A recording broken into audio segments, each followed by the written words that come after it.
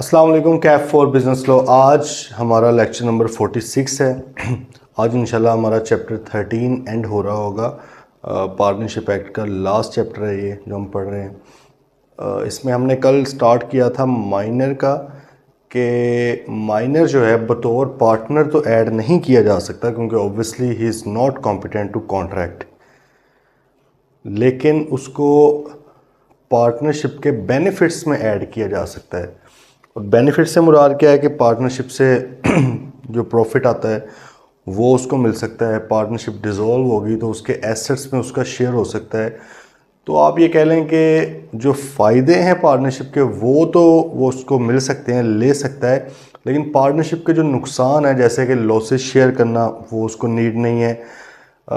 उसके अलावा जो लाइबिलिटी है, असल में अनलिमिटेड लाइबिलिटी, जॉइंट और सेवरल लाइबिलिटी जिसे हम बोलते हैं, वो उस पर नहीं आती। वो टुवर्ड्स थर्ड पार्टी लायबल नहीं है क्योंकि वो पार्टनर ही नहीं है भाई। तो जब आप पार्टनर ही नहीं हो तो आपका क्या ताल्लुक है दूसरे पार्टनर्स के लाइबिलिटी से या कर्ज़ों से या फर्म के कर्ज़ों से। ठीक है जी। तो ये हमने कल बात की और फिर हमने कहा कि जी अगर आप किसी माइनर को ऐड करना चाह रहे हैं पार्टनरशिप के बेनिफिट्स के अंदर तो ऑलरेडी एग्जिस्टिंग पार्टनरशिप के अंदर आप ऐड करोगे। ये नहीं है कि उस माइनर की वजह से एक न्यू पार्टनरशिप बनाई जाएगी। भाई हम दो बंदे मेजर हैं, हम पार्टनर हैं, आओ आपको हम माइनर के तौर पे ऐड करते हैं, चलो जी काम स्टार्ट करें। इस तरह अलाउड नहीं है। या इवन वो तो एक सिंपल सीधी सीधी बात है कि एक बंदा मैं हूँ, मैं एक माइनर को कहूँ कि चलो अब दोनों मिलकर हम कोई बिजनेस करते हैं, आप पार्टनर नहीं या बेनिफिट्स में ऐड है, तो भाई फिर मैं एक बंदा कैसे पार्टनरशिप बना सकता है, मैं अकेले ही पार्टनर हूँ ना, तो वो भी गलत है। तो इसका मतलब है कि सर पार्टनरशिप एग्जिस्टिंग होनी चाहिए, उसमें आप ऐड कर लें। स्पेशली फॉर दिस पर्पस फ़ौरन नहीं बननी चाहिए पार्टनरशिप। हाँ ये हो गया कि जी बन गई है, फिर कुछ टाइम बाद आप उसको ऐड कर लो। और इसी तरह जिस तरह के हमने कहा था कि फ्यूचर की पार्टनरशिप का आज कॉन्ट्रैक्ट नहीं हो सकता, तो इसी तरह माइनर का भी फ्यूचर का कि भाई साल भर आपको हम ऐड करेंगे, आज नहीं हो सकता है कॉन्ट्रैक्ट, साल भर भाई टाइम आएगा उस वक्त कर लेना ऐड बेनिफिट्स में। ठीक है जी भाई, क्लियर है बात। ये कुछ हमने बेसिक्स ही कल बातें की थी।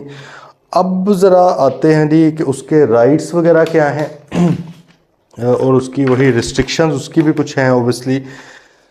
Position of a minor before attaining majority, 18 साल या 21 साल इन केस ऑफ गार्डियन। 18 या 21 साल का होने से पहले क्या पोजीशन है उसकी, तो पहले राइट्स पढ़ लेते हैं। नहीं माइनर जो ऐड होता है बेनिफिट्स में उसके क्या राइट्स हैं भाई। उसका ये है जी, एक तो राइट्स के to such share of property and profits of the firm as agreed between the partners.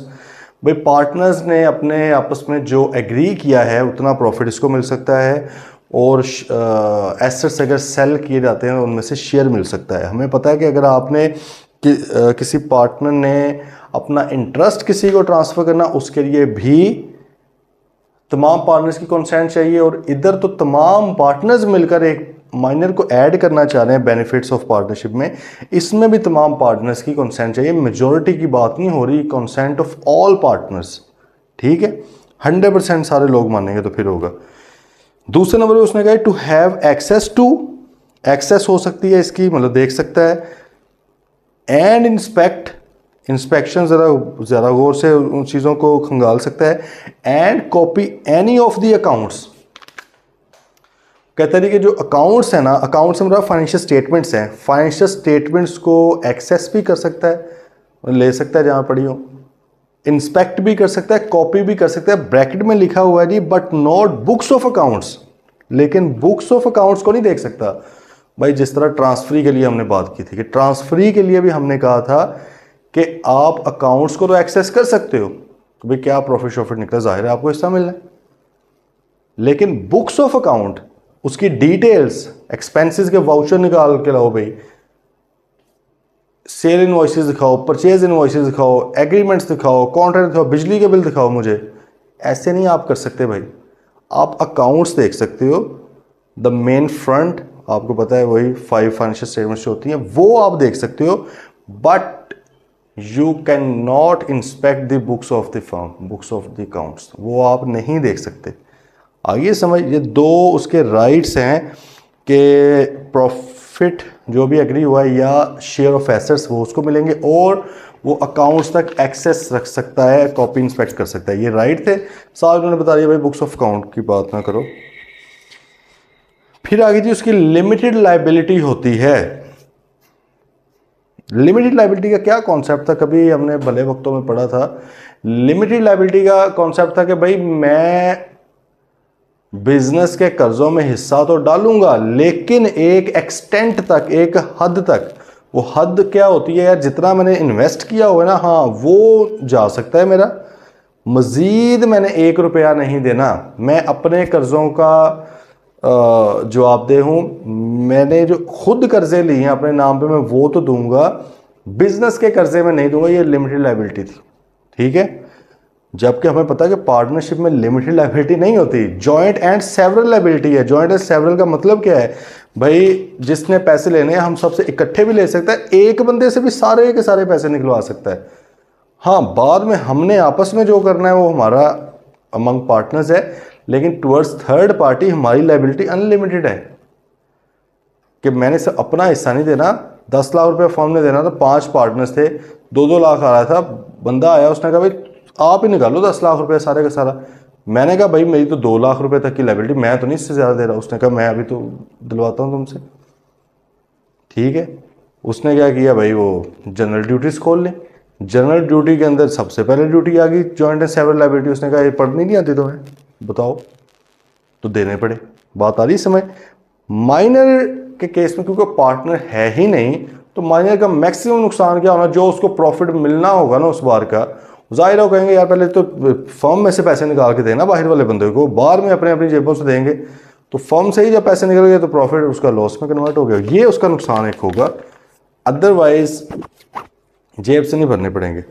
The minor admitted to benefits of partnership is not personally liable for the acts of the firm, only his share in firm is liable for such acts.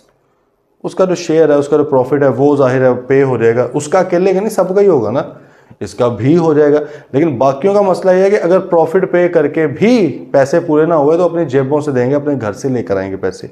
ये नहीं है करेगा, इसके कहेगा बस यार जितने के थे ये दे दो, बाकी तो कुछ भी नहीं है। तो इसलिए कहते हैं लाइबिलिटी लिमिटेड है, ठीक है। डिसएबिलिटीज, कुछ मसाइल भी हैं माइनर के। ऑब्वियसली पहला यही है कि पार्टनर कोई नहीं है वो, ठीक है। फिर आ गया जी, may not sue partners for profit and property except after disconnecting his relation with the firm. ये हमने ट्रांसफरी के अंदर भी ये बात पढ़ी है, उसमें थोड़ा सा उन्होंने और तरह से लिख दिया, इधर थोड़ी और बात, कॉन्सेप्ट सेम है।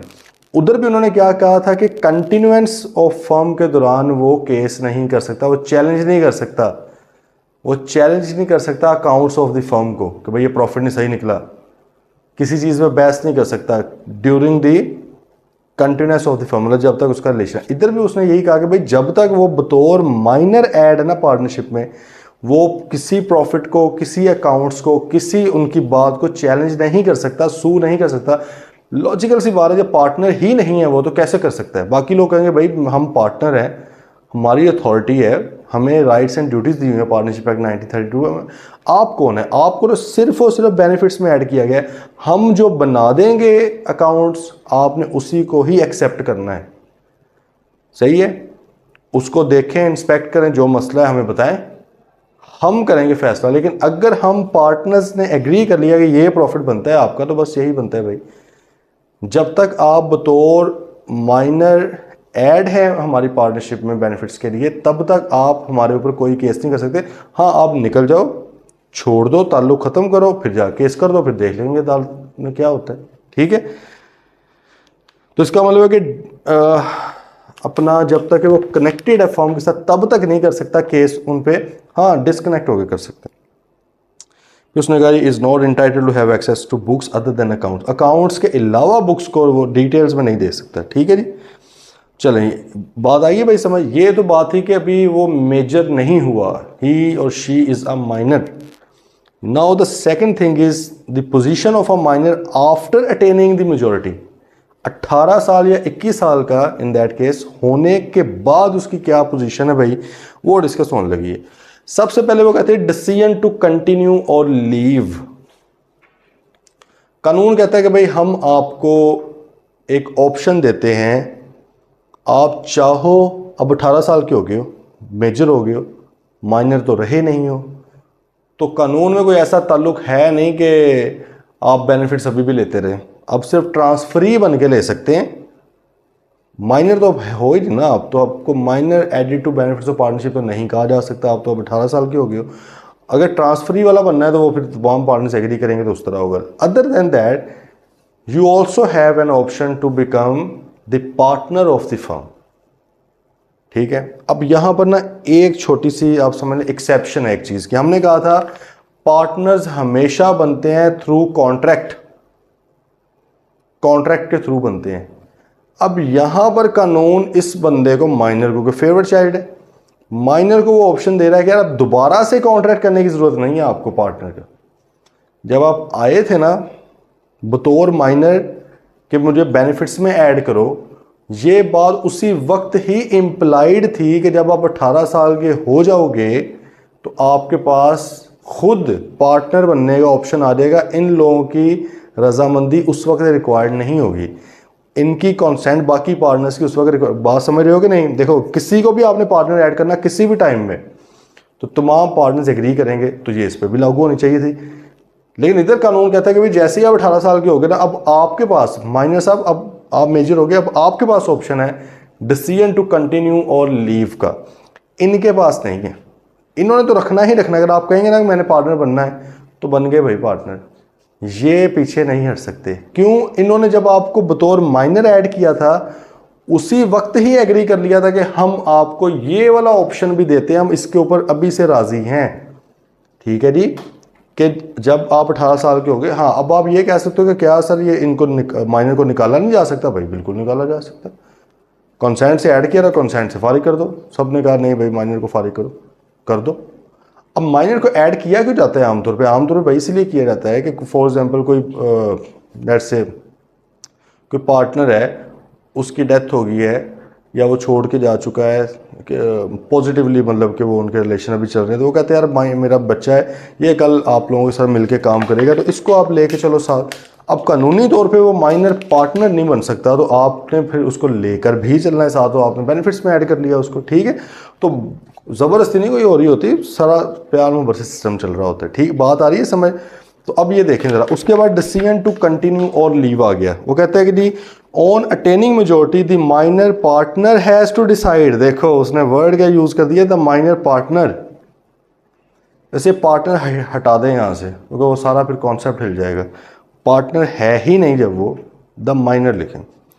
भैया वो 18 साल का हो गया, the minor has to decide within 6 months whether he shall continue in the firm or leave it। भाई जिस डेट पे वो 18 साल का हुआ है या मेजर हुआ है, उस डेट से 6 months के अंदर अंदर अब उसने डिसीजन लेना है कि क्या वो पार्टनर बनना चाहता है या छोड़ना चाहता है। ठीक है, अब वो कहते हैं कि 6 महीने किस डेट से काउंट किए जाएंगे? 6 months किस डेट से काउंट किए जाएंगे? क्योंकि कानून जो है ना वो माइनर को कुछ ज़्यादा ही माइनर, उसको नहीं पता कि आजकल के 18 साल के 17 साल के बच्चे कितनी बड़ी फिल्में हैं। ठीक है, उसको लग रहा है कि छोटा सा बच्चा है माइनर, इसकी तो अकल मौत ही कोई नहीं है, ये तो रोटी को चूची कहता है। तो अब देखना है, वो देखें ज़रा उसका, वो कह रहा है कि ये जो 6 महीने आपने काउंट करने स्टार्ट करने हैं, ये कब से करने हैं? उसने कहा विच एवर इज लेटर, दोनों में से जो भी बाद में आई ये चीज़। पहले क्या है जी, the 6 months are counted from the date of his attaining majority. मिसाल के तौर पे जी वो बंदा जो है आप कह लें कि 15 मार्च 2024 को हुआ है 18 साल का, 18th ईयर्स, सही है, उसकी एज होगी। अब इसके 6 months कब हो रहे हैं? मेरे ख्याल में 9 महीने में जाके हो जाएंगे, 15 सितंबर 2024, यहाँ पे उसके 6 months हो रहे हैं।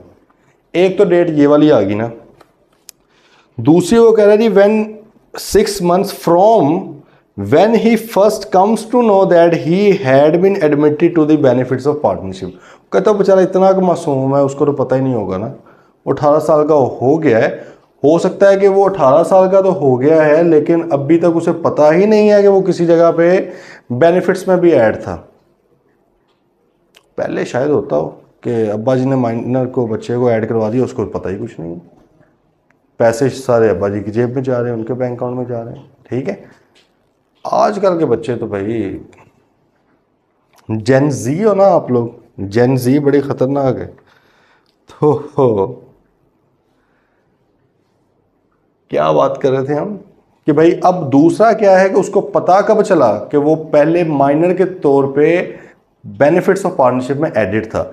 मिसाल के तौर पे उसको पता चला है जी ये वाली बात, वो बड़ा ही मासूम सा इंसान था, किसी ने बताया ही नहीं, इस डेट को जाके उसको पता लग गया, knowledge of being minor added to benefit. उसको भाई 20 अप्रैल को पता लगा कि यार जो मेरे अकाउंट में पैसे आते हैं ना हर महीने को 2 लाख रुपया, वो अच्छा इधर से आ रहा है। अब उसने वो, क्योंकि अकल आई ना, 18 साल का था, कानून कह रहा है पहले अकल ही नहीं थी, दिमाग नहीं था उसका, बिल्कुल ही नहीं था। तो अब अचानक उसका दिमाग आया, ठीक है, और उसने सोचा कि यार ये पैसे कहाँ से आ रहे हैं। पूछा घर वालों से, उन्होंने कहा कि बेटा वो आपको नहीं पता था। वो कहते नहीं मेरा तो दिमाग आ जाए। तो भाई फिर जाके उसे पता लगा कि यार अच्छा इधर से आते हैं। कानून कहता है कि यार क्योंकि बच्चा है, अगर मैं इधर से 6 महीने काउंट करूंगा तो कई बार क्या होता है कि ये 6 मंथ भी गुजर गए होंगे लेकिन उसको अभी तक नहीं पता होगा। लेकिन लेट से चलो उसको अभी तो 6 मंथ वो वाले भी नहीं गुजरे थे, इधर ही पता चल गया। अब यहाँ से 6 माह आगे चले जाए, वो क्या बनता है 20/10/2024। ये भाई डेटें ज़रा गौर से समझ नहीं है। ये तारीख आ गई, वो कहता है विच एवर इज लेटर, इन दोनों में से जो भी लेटर है, ये बाद में आइए, ये बाद में, ये बाद में आइए। इसका मतलब है कि यहां से 6 मंथ आपने काउंट करने हैं। तो भाईजान इस डेट तक उसने फैसला करना है कि क्या वो पार्टनरशिप में बतौर पार्टनर जाना चाहता है या नहीं जाना चाहता।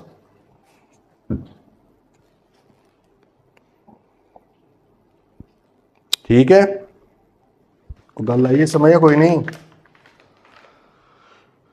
इन दोनों डेट्स में से जब वो 18 साल का या 21 साल का हुआ है, या उसको पता चला कि भाई मैं, मतलब ये भी हो चुका है, ये नहीं कि पता उसको, ये भी खैर को फजूल सा सवाल आप पूछ सकते हैं कि ये भी पॉसिबिलिटी है कि आप कहेंगे जी सर उसको तो पता लग गया था 16 मार्च, लेट से 16, कोई और डेट कर लो, 16/10/2023 को उसको पता लग गया था। तो भाई 23 को पता तो लग गया है लेकिन वो बंदा 18 का तो नहीं ना होगा।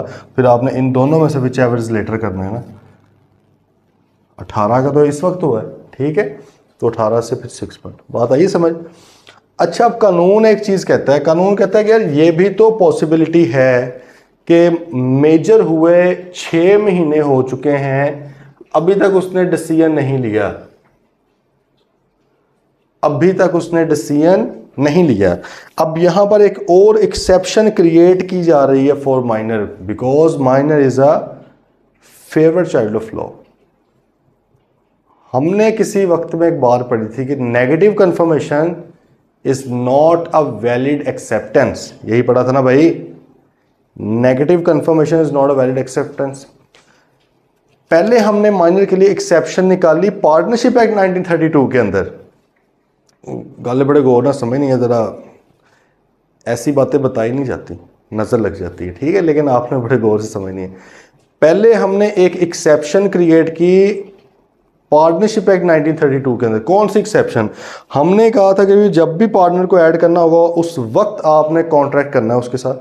इधर हमने कहा कि नहीं भाई, जब माइनर के तौर पे इसको ऐड किया था ना, आपने उसी वक्त ही कर लिया था कि भाई आपके पास हम ये वाला ऑप्शन भी दे देते हैं, क्योंकि कानून दे रहा है कि जब आप बड़े होंगे ना उस वक्त दोबारा हमारी कंसेंट लेने की जरूरत नहीं है, सिर्फ आपकी मर्जी हम चाहेंगे, आपके चाहते हैं। ठीक है, बात आ रही है समझ। एक तो ये पार्टनरशिप एक्ट में एक्सेप्शन मिल गई।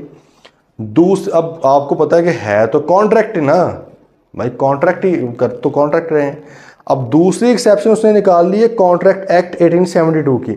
हमने वहां पे पढ़ा था negative confirmation is not a valid acceptance. Negative confirmation क्या थी कि भाई मैंने आपको कहा है कि यार अगर आप ना नहीं करोगे तो मैं हाँ समझ लूंगा, यही था ना। हमने कहा था कि this is not a valid acceptance. अगर आप ना नहीं करोगे तो मैं क्या समझ लूँगा, हाँ समझ लूँगा इसको। मैंने आपको कहा कि भाई मैं आपको अपना घर सेल करना चाह रहा हूँ, हफ्ते के अंदर अंदर अगर आपने इनकार कर दिया तो सही है, ऑफ़र रिवोक होगी। अगर आपने ना किया तो मैं समझूंगा आपने मेरी ऑफ़र एक्सेप्ट कर ली है। और तो हमने उस वक्त क्या कहा था कि भाई this is not a valid acceptance. ये क्या बात हुई भाई, negative confirmation is not a valid acceptance, यही था। ये साइलेंस, खामोशी। यहाँ पर कानून क्या कह रहा है, बड़े गौर से सुने। कानून कहता है कि भाई अगर वो इस 6 महीने के टाइम पे कोई जवाब नहीं देता, पब्लिक नोटिस देना होता है बेसिकली। पब्लिक नोटिस से मुराद अखबार में छपवाना होता है, हाँ भाई मैं पार्टनर बनने को तैयार हूँ, या हाँ भाई मैं पार्टनर बनने को नहीं तैयार। ये वो कहते हैं कि भाई अगर ये जो 6 मंथ है, जो भी डेट बनेगी, उसमें आप पब्लिक नोटिस सर्व नहीं करते बतौर माइनर, अब तो मेजर बन गया, जो माइनर था पहले अब मेजर बन के पब्लिक नोटिस सर्व नहीं करता अपने डिसीजन का, तो ये समझा जाएगा कि वो पार्टनर बन चुका है। हाँ ये गल समझ, ठीक है। अगर वो पब्लिक नोटिस सर्व नहीं करता तो क्या समझा जाएगा, वो क्या बन चुका है, पार्टनर बन चुका है। नेगेटिव कंफर्मेशन, ये भाई एक्सेप्शन एक क्रिएट होगी ना माइनर के लिए, कि भाई अगर आप नोटिस नहीं देते अपने डिसीजन का तो automatically you will be considered as a partner of that firm. अच्छा, अब आप ये भी सोच सकते हैं कि यार ये क्यों नहीं पार्टनर बनना चाहेगा, मतलब क्या है। तो यार खुद ज़रा सोचे कि क्या फर्म्स या बिजनेसेस हमेशा प्रॉफिट मेकिंग ही होते हैं, एसेट्स ही एसेट्स होते हैं उनके ऊपर। और उसको 6 महीने का टाइम इसलिए दिया गया कि भाईजान अभी अभी अकल आई है आपकी, कुछ दिन पहले दिमाग इस्तेमाल कर लें 6 मंथ, थोड़ा सा अकाउंट्स वगैरह देखें, इनके हिसाब किताब देखें, पता लगे उनकी लाइबिलिटीज़ इतनी ज़्यादा है कि आप पार्टनर जैसे ही बने हैं, अभी आगे की बात हम पढ़ने लगे हैं, जैसे ही आप पार्टनर बने आपके ऊपर लाइबिलिटीज़ का पहाड़ आके गिर गया।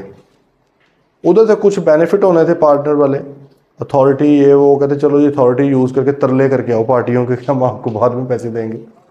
बात आ रही समझ।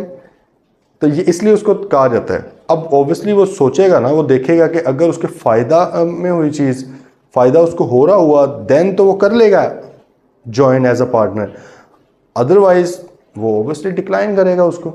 बात आ रही समझ। अच्छा, अब अगली एक बात भी साथ ही समझ लें। वो कह रहा है कि भाई जब आप पार्टनर के तौर पे ऐड होंगे ना, यहाँ पर एक और एक्सेप्शन आने लगी है माइनर के लिए। देखें बड़ी उन्होंने लकूना छोड़े हुए हैं, लूप होल्स छोड़े हुए हैं, जिसमें से कुछ चीज़ें निकल रही हैं लॉ से। यहाँ पे वो एक और बात करने लगा। वो ये कहता है कि भाई जब आप ऐड होंगे बतौर पार्टनर, तो आपका ये जो पार्टनर का लाइबिलिटीज़ का स्टेटस था ना, वो उस डेट से काउंट होगा जब से आप माइनर के तौर पे ऐड हुए थे। क्या इंटरेस्टिंग बात है ना, क्या इंटरेस्टिंग बात है। हमने तो ये बात पढ़ी थी कि एक पार्टनर है उसको कैरिंग ऑन बिजनेस में ऐड किया जा सकता है। पुराने बिजनेस में पुरानी डेट से बतौर पार्टनर नहीं ऐड किया जा सकता कि हाँ यार 2 साल पहले स्टार्ट किया था, 1.5 साल पहले से तुम मेरे पार्टनर हो, तब से सारा हिसाब। हमने कहा था ये तो अलाउड ही नहीं। लेकिन माइनर के लिए उन्होंने कहा कि भाईजान जब ये माइनर ऐड हुआ था बतौर minor, admitted to the benefits of partnership, और 18 साल का हो गए, इसने फैसला कर लिया कि मैं पार्टनर हूँ, तो वो कहते हैं भाई जब से ये बेनिफिट्स में ऐड है ना, तब से ही अब इसकी लाइबिलिटी निकालो। अगर कोई लाइबिलिटीज़ उस वक्त से हैं पेएबल, ये बंदा भी पे करेगा, या मेजर बन गया, ये प्रॉपर पार्टनर बन गया, ये भी पे करेगा। एक्सेप्शन लग रही है ना, लेकिन ये इधर है। ये इसलिए मैंने बहुत आपको स्लोली ये बातें समझाई हैं कि आपको समझनी पड़ेंगी कि ये छोटी छोटी ट्रिक्स हैं जो एग्ज़ाम में आ सकती हैं। ठीक है, बुक से पढ़ते हैं ज़रा, बुक क्या कहती है दोबारा ज़रा। वो कहते हैं on attaining majority the minor partner has to decide within 6 months whether he shall continue in the firm or not. Okay, these 6 months are counted from the date. किस डेट से काउंट करेंगे, इन दोनों में से जो which ever is letter. एक तो जब वो 18 साल का हुआ है वो वाली डेट से काउंट कर सकते हैं, या जब उसको नॉलेज हुआ है कि वो बंदा पार्टनरशिप में ऐड था बेनिफिट्स लेने के लिए। ठीक है, इन दोनों में से जो चीज़ लेटर है ना, बाद में हुई है, हो सकता है ना कि नॉलेज पहले हो गई है, 18 साल का बाद में हो तो कहते भाई जब 18 साल का हो उधर से 6 महीने काउंट करो। हो सकता है 18 साल का 21 साल का पहले हो गया, नॉलेज बाद में जाके हुई है तो और चीज़ है, ठीक है। अब इसने इस पीरियड में क्या करना है, डिसीजन लेना है। अब अगली बात ज़रा समझें, वो कहते हैं ये भी तो पॉसिबिलिटी है कि 18 साल का हुए 6 महीने गुजर गए हैं, अभी तक डिसीजन ही नहीं लिया, अभी तक डिसीजन नहीं लिया, ये टाइम आ चुका है।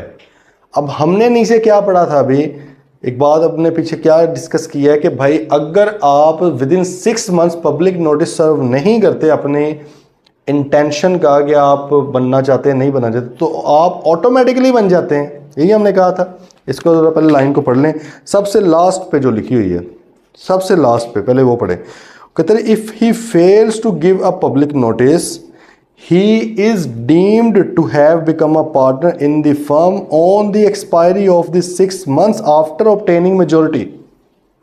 कहता है कि अगर वो नोटिस नहीं देता, अब देखें ना ये वाली जो बात है ये अभी तक तो सिर्फ माइनर की नॉलेज में है ना, दूसरों को क्या पता कि उसको कब पता चला है दूसरों को, लेकिन इसका पता है कि वो 18 साल का कब हुआ है, ठीक है। जाहिर है उसका जो डॉक्यूमेंट्स वगैरह हैं उसकी डेट ऑफ बर्थ वगैरह उन्हें पता थी, जब वो माइनर के तौर पे ऐड किया, अगर पता था ना माइनर है कब मेच्योर होगा।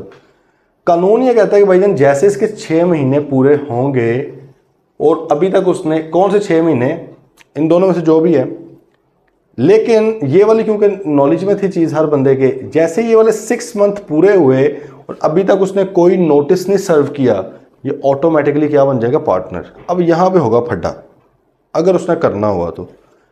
अब इस डेट पे लेट्स से 16 तारीख को वो बन जाएगा जी ऑटोमेटिकली पार्टनर। जैसे पार्टनर बना, बाकी पार्टनर ने कहा भेजो ज़रा इसको लायबिलिटीज़ का दस्ता पूरा, ठीक है, हिसाब किताब भेजो, फलां को इतने देने, फलां को इतने देने, जब से तुम माइनर के तौर पे ऐड हुए थे तब से तबाही फिर गई हमारी फर्म की, पैसे दो।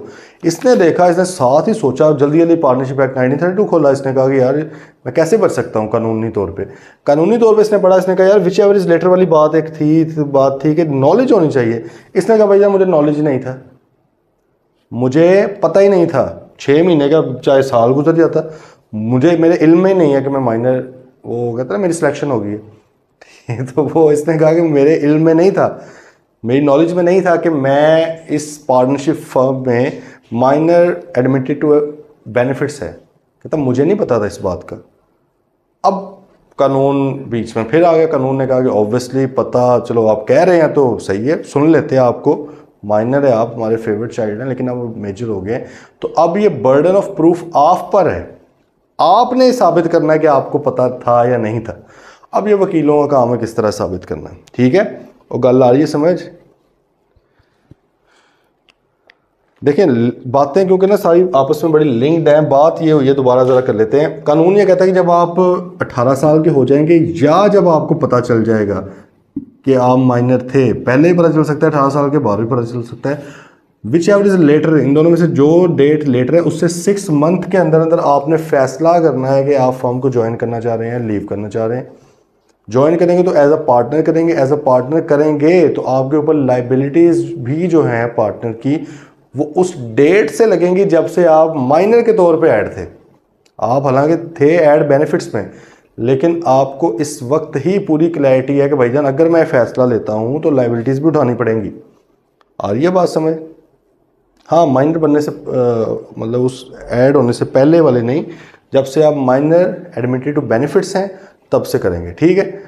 अच्छा, अब कानून ने साथ ये कहा कि भाई अगर बड़े हुए, मेजर हुए 6 मंथ गुजर चुके हैं तो अब आप ऑटोमेटिकली आपको पार्टनर कंसीडर कर लिया जाएगा। नेगेटिव कन्फर्मेशन आपने अगर पब्लिक नोटिस नहीं दिया हुआ तो, अगर तो दिया है तो फिर तो अपने हिसाब से फैसला होगा ना, फिर तो मसला ही नहीं है। नोटिस नहीं दिया हुआ automatically you will B consider the partner of that firm.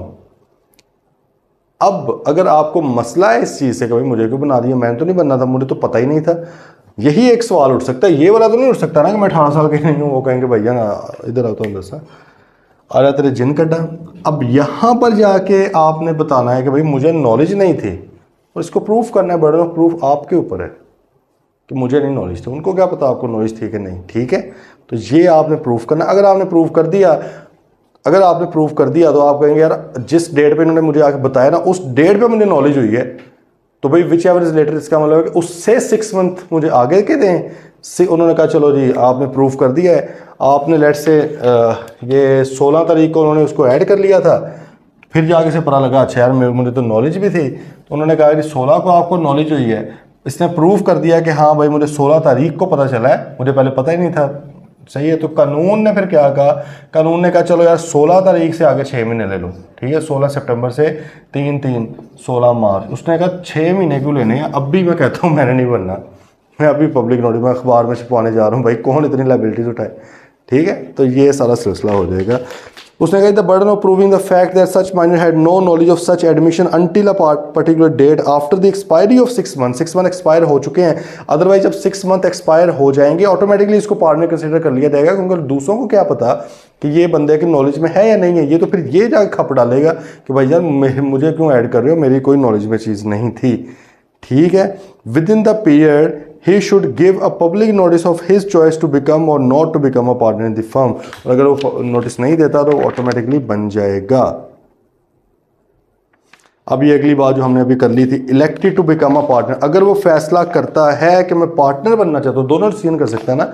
अगर उसने कहा कि मैं पार्टनर बनना चाहता हूँ, such minor who decided to become a partner shall be personally liable, वो पर्सनली अनलिमिटेड लायबिलिटी लग गई है, shall be personally liable to third parties for all acts of the firm done since he was admitted to the benefits of partnership. हाँ, कहते हैं भाईजान ये सोच समझ कर फैसला करना कि ये नहीं होगा कि आज आप ऐड हुए हो तो कहोगे नहीं आज से मेरी लायबिलिटी अनलिमिटेड है। कहते नहीं नहीं नहीं, जब से आप पार्टनरशिप में उसके बेनिफिट्स में ऐड हुए थे बतौर माइनर, उस वक्त तो नहीं हमने आपसे कुछ भी लिया, आपको सिर्फ अच्छी अच्छी चीज़ें हमने दी, शेयर्स दे दिए, प्रॉफिट का शेयर दिया, एसेट का शेयर दिया, ठीक है। लेकिन भाई साहब अब हम आपको बता रहे हैं कि वो आपको लायबिलिटीज़ भी सारी उठानी पड़ेंगी उस डेट से, अगर कोई हैं तो, अगर तो पे ऑफ हो गई हैं तो फिर तो सही है। इसलिए उसको 6 महीने दिए हैं कि तो तसल्ली से सोच समझ के फैसला करो, ठीक है, फ़ौरन फैसला करने की ज़रूरत नहीं है। तो एक तो ये हो रहेगा। दूसरा क्या है, entitle to same share in the property and profit of the firm to which he was entitle as a minor. अब भी वो कहते हैं कि उसको वही वाला ही सारा शेयर वगैरह मिलता रहेगा जो पहले बतौर माइनर मिलता था, ठीक है। मतलब कि पॉजिटिव चीज़ें तो वही है ना, अनलेस तमाम लोग दोबारा एग्री कर लें बैठ के, लेकिन आमतौर पे वही होता है कि जो पहले उसको मिल रही है प्रॉफिट शेयरिंग वगैरह वो ही अब वो पार्टनर के तौर पे भी मिलेगी। लेकिन इसमें भी मसला कोई नहीं है, अगर उसको चेंज करना, बढ़ाना, कम करना है तो दोबारा तमाम लोग बैठ के कर सकते हैं, क्योंकि ये वेरिएशन इन पार्टनरशिप है। और हमने चैप्टर 2 में पढ़ा था वेरिएशन इन पार्टनरशिप मतलब है कि अगर आपने कोई पार्टनर ऐड लेस करना हो या आपने प्रॉफिट लॉस रेशो वगैरह करनी हो चेंज, या बिजनेस वगैरह चेंज करना हो, ये तमाम पार्टनर्स की कॉन्सेंट से होता है, मेजोरिटी के साथ नहीं होता। तो अगर तमाम पार्टनर्स एग्री करते हैं चेंज भी किया जा सकता है। अगर नहीं होता तो हमने ये भी एक चीज़ पढ़ी हुई थी, अगर कोई चेंज आती है लेकिन उसके ऊपर दोबारा कॉन्ट्रैक्ट नहीं किया जाता, दोबारा कोई अमेंडमेंट नहीं लाई जाती, तो जो चेंज से पहले सिस्टम चल रहा था वही आगे चलता है। तो ये भी लगता है इस पे कॉन्सेप्ट, ठीक है। नेक्स्ट है जी, अगर वो कहता है कि मैंने पार्टनर नहीं बनना, अब क्या होगा। उसने भाई कह रही है मैं सिंपल छोड़ के जा रहा हूँ। अब भाई ये है, वो कहता है his rights and liabilities as minor shall continue to the date of public notice, ठीक है। उसके जो भी राइट्स है, उसकी जो भी लायबिलिटी उसकी लिमिटेड थी, ऑब्वियसली बतौर माइनर लिमिटेड लायबिलिटी थी ना, कि वो उसका सिर्फ अपना जो फर्म के अंदर लगा हुआ पैसा वही सिर्फ जा सकता है, पर्सनली लायबल वो नहीं था। वो कहते हैं कि यार वो माइनर वाला जो सीन था ना उसका, जिस डेट तक उसने पब्लिक नोटिस दिया ना उस डेट तक चलता रहेगा, क्योंकि वैसे तो लॉजिकली देखा जाए तो 18 साल तक चलना चाहिए था, लेकिन कानून ने 6 महीने दिए हुए हैं। मिसाल के तौर पे वो ये वाली बात कर रहा है जाके 13 सितंबर को, 6 मंथ पूरे होने से 2 दिन पहले। तो वो कहते हैं कि जो बतौर माइनर उसके राइट्स थे ना, अब वो इस डेट तक चलेंगे। ऑल्दो वो चलने तो सिर्फ 18 साल तक चाहिए थे, लेकिन कानून ने क्योंकि खुद 6 मंथ दिए हुए थे तो अगले 6 मंथ भी यहाँ तक वो उसको माइनर ही कंसिडर कर रहे हैं। ओके, ठीक है भाई। देन वो कहता है his share shall not be liable for any acts of the firm done after the date of public notice. Obviously जो वो कहता है पब्लिक नोटिस दे रही है, अब उसके बाद उसका फर्म से कोई ताल्लुक नहीं है, उसका उसके शेयर से, उसके प्रॉफिट से आप उसको नहीं काट सकते पैसे। मतलब है कि अगर किसी के पैसे देने थे आपको कि यार या आपके कुछ पैसे पड़े हुए हैं, ठीक है, पब्लिक नोटिस के बाद मतलब है कि कोई हमने काम किया लेकिन पैसे आपके पुराने थे, हम उसमें से कुछ काट के दे दें, लिमिटेड लायबिलिटी तो है आपके जो फर्म के अंदर पैसे उसी में से निकाल रहे हैं, पैसे अलाउड नहीं है अगर पब्लिक नोटिस के बाहर कोई काम हो। हाँ पहले हुआ होता तो फिर आपने कर लेना था, जाहिर है।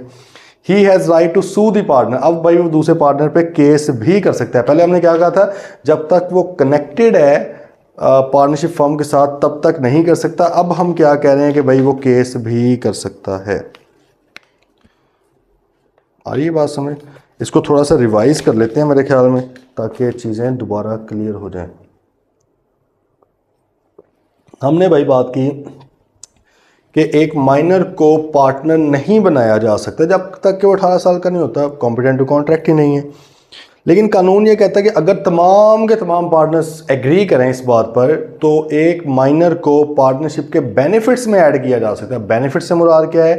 पार्टनरशिप के एसेट्स का शेयर दिया जा सकता है, पार्टनरशिप के प्रॉफिट्स का शेयर दिया जा सकता है। ऐसे माइनर की लाइबिलिटी लिमिटेड होती है। लिमिटेड से मुराद क्या है? अगर किसी को पैसे देने हैं तो जो फर्म में पैसा पड़ा हुआ है उसी में से दिया जाएगा। ये इसका कम हो जाएगा पैसा, इसको कुछ मिलने थे, बाकियों को भी मिलने थे, सबका उठा के दे दिया, ठीक है। ये तो उसकी लिमिटेड लाइबिलिटी तो इस हद तक है। लेकिन पर्सनली या अनलिमिटेड लाइबिलिटी इसकी नहीं है कि आपको किसी को पैसे देने, घर से पैसे लेकर आओ, ये इस केस में नहीं होता, ठीक है। जबकि दूसरे पार्टनर उन्होंने जेब से पैसे देने होते हैं। बात आई समझ? फिर इस बंदे को राइट दिया जाता है कि आप अकाउंट्स देख सकते हैं, इंस्पेक्ट कर सकते हैं, कॉपी कर सकते हैं। आप books of the firm, books of the accounts नहीं देख सकते, डिटेल्स नहीं देख सकते। आप माइनर है, आपका क्योंकि पार्टनर ही नहीं है, आपका स्टेटस पार्टनर वाला नहीं है, आपके पास कोई से नहीं है पार्टनर वाली। आप इंटरफेयर ऑब्वियसली उस तरह नहीं कर सकते बतौर पार्टनर, क्योंकि आप हैं ही नहीं पार्टनर। और आप फर्म के किसी भी काम को या प्रॉफिट डिस्ट्रीब्यूशन को या अकाउंट्स को चैलेंज भी नहीं कर सकते, सू भी नहीं कर सकते जब तक आप उस फर्म का हिस्सा हैं। हाँ, आप छोड़ जाएं फर्म को, फिर आप कर दें केस इस पे मर्जी, ठीक है। अच्छा, अब जब आप 18 साल के होंगे, या अगर आप गार्डियन वाला केस है तो 21 साल के होंगे, तो आपको पार्टनरशिप एक्ट 1932 दो तरह के ऑप्शंस देता है। दो तरह के ऑप्शंस क्या है कि भाई आप या तो रहना चाहते हैं बतौर पार्टनर, क्योंकि अब आप माइनर नहीं रह सकते ना, आप बड़े हो गए, आप पार्टनर के तौर पर भी रह सकते हैं, और अगर आप चाहें तो आप छोड़ के भी जा सकते हैं। लेकिन ये जो फैसला है ये आपने थ्रू पब्लिक नोटिस करना है। पब्लिक नोटिस से मुराद है जिसमें पूरी दुनिया को पता चल जाए। वो आपने बस अखबार में छपवाना होता है, दुनिया अखबार पढ़ती है नहीं पढ़ती है उनकी सरदर्दी है, लेकिन जो इसका बेस्ट वे होता है वो यही होता है, ठीक है, कि आप उर्दू और इंग्लिश न्यूज़पेपर के अंदर एक बार छपवा दो बस, ठीक है, अपना फैसला क्लियर है। बात अपने पास एक कॉपी रख लें उसकी। कल आपको कोई कहता है आपने पैसे भरने हैं, ये एक्ट हुआ था, आपने कहना भाई मैं तो था ही नहीं उस वक्त, मैंने तो पब्लिक नोटिस दिया हुआ था, तो दैट्स सफिशेंट। अच्छा, वो कहते हैं पब्लिक नोटिस देना है जी आपने 6 मंथ्स के अंदर। 6 मंथ किस डेट से काउंट करने हैं? कहते हैं क्योंकि माइनर है तो पॉसिबिलिटी है कि यार बड़ा तो हो गया 18 साल का, लेकिन अभी तक उसकी नॉलेज में ही ना हो कि भाई मैं बेनिफिट्स में भी ऐड था। तो इसलिए कानून ने यहाँ पर भी माइनर को जो है बेनिफिट ऑफ डाउट दिया है कि यार हो सकता है इसको ना पता हो। तो कानून ये कहता है कि यार 18 साल या 21 साल का होने के 6 मंथ, या मतलब है कि या तो मेजॉरिटी की डेट या फिर date of knowledge of being admitted to the partnership, ये इन दोनों में से विच एवर इज लेटर, इन दोनों में से जो बाद की डेट है ना, उससे 6 मंथ के अंदर अंदर आपने फैसला करना है।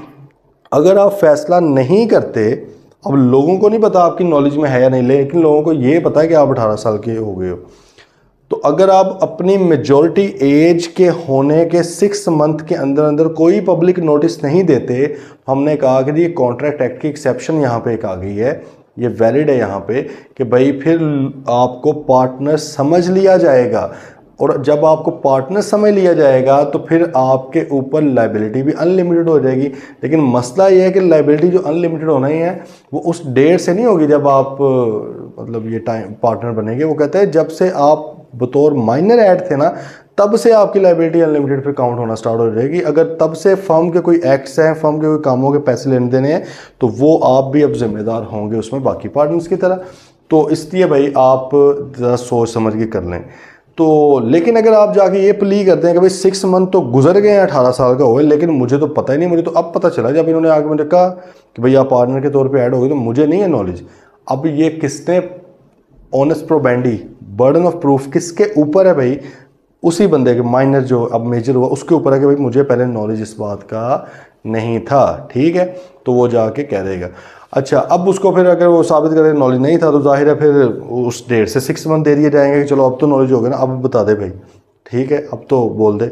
तो अब उस डेट से उसने ये बताना है। तो अब दो फैसले वो कर सकता है, या तो पार्टनर बनने का या पार्टनर नहीं बनेगा। अगर वो कहता है मैं पार्टनर बनूंगा तो भाई उसकी लाइबिलिटी शुरू से स्टार्ट हो जाएगी जब से वो माइनर के तौर पे ऐड था, और उसको वही प्रॉफिट वगैरह प्रॉपर्टी का शेयर वही मिलेगा जो पहले उसको बतौर माइनर मिल रहा था, अनलेस दोबारा सारे एग्री कर लें। लेकिन अब वो बंदा जो है भाई वो बतौर पार्टनर ऐड हो गया, उसके बाद पार्टनर वाली सारी अथॉरिटीज़ आ चुकी हैं, पार्टनर का स्टेटस आ चुका है। दूसरी तरफ अगर वो पार्टनर नहीं बनता तो फिर उस केस में क्या होगा? उस केस में ये है कि वो जिस डेट तक, पब्लिक नोटिस की डेट तक उसके अथॉरिटी, उसके जो राइट्स एंड लाइबिलिटीज़ हैं वो माइनर वाली ही रहेंगी।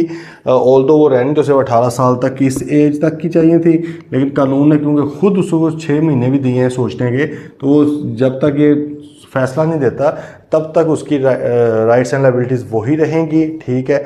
और अब क्योंकि उसने फैसला कर लिया फर्म का पार्टनर नहीं बनेगा, तो भाई वो फर्म पे केस भी कर सकता है अपने प्रॉफिट्स का, अपने जो भी उसकी एसेट्स वगैरह मिलने हैं नहीं मिल रहे उसको, उसका। लेकिन जब तक वो बतौर माइनर था तो वो केस नहीं कर, चाहे उसको हर साल ना पैसे देते हों कि हाँ यार दे देंगे यार, रखे हुए हैं, रखे हुए, जैसे ना अब्दुल रज़ाक कहता है ओवर रखा हुआ है मेरा अभी तक, तो हो सकता है ये इसको भी कह रहे हैं कि भाई तेरे पैसे रखे हुए हैं। कुछ भी नहीं कर सकता था, कानून ने कहा होता कि जब तक आप उसके साथ कनेक्टेड है नहीं कर सकते। हाँ, डिस्कनेक्ट हो, पुराने पैसे भी मैं निकलवा के देता हूँ, केस करो ज़रा इनके ऊपर, थोड़ा सा फिर हमें भी दो, ठीक है। तो ये भाई मामला है।